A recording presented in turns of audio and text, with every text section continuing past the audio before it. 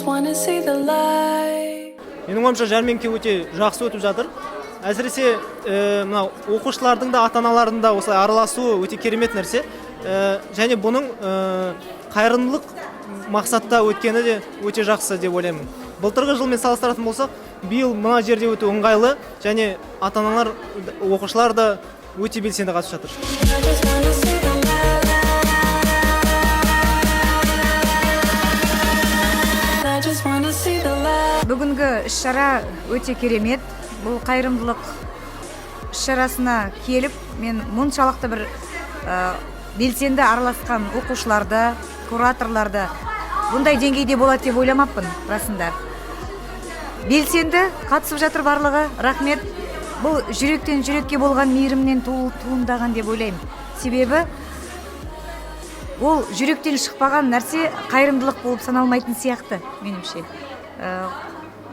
Балаларға үлкен рахмет, балалар. Өмірде, қоғамда біз өз еліміздің осындай қайырыммен барлық қамқорлығымызды көпшілікке, адамдарға арнайық. Жәрмеңке өтіп жатыр. Жәрмеңке өте белсенді түрде өтуде. Бұл жылы да, ана жылы да бізде жәрмеңке өте бір керемет деңгейде өтті. Ата-аналарға, оқушыларға рахмет. Көптеген тағамдар алып келді. Оқушылар бір-бірімен жарысып, кім көп сатады деп барынша тырысуда. Жинаған біз ақшамызды фондты қарттар үйіне немесе балалар үйіне береміз. Әрбір атсалысқан оқушы, әрбір атсалысқан ата-ана үшін рахмет айтқымыз келіп тұр.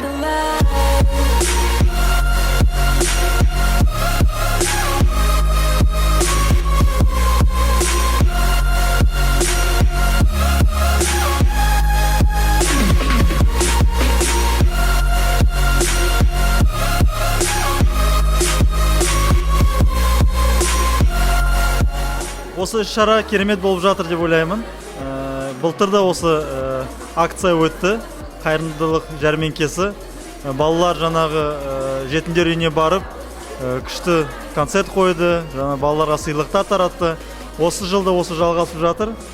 Мен ойлаймын, балаларға бұл үлкен бір тәрбие беріп жатыр. Мына ұйымдастырған мұғалімдерге, оқушыларға көп рахмет. Және де осы күшті дәмді тағамдарды ұйымдастырып алып келген ата-аналарымызға да көп рахметімізді айтамыз. Сау болыңыздар. Even if it makes me blind.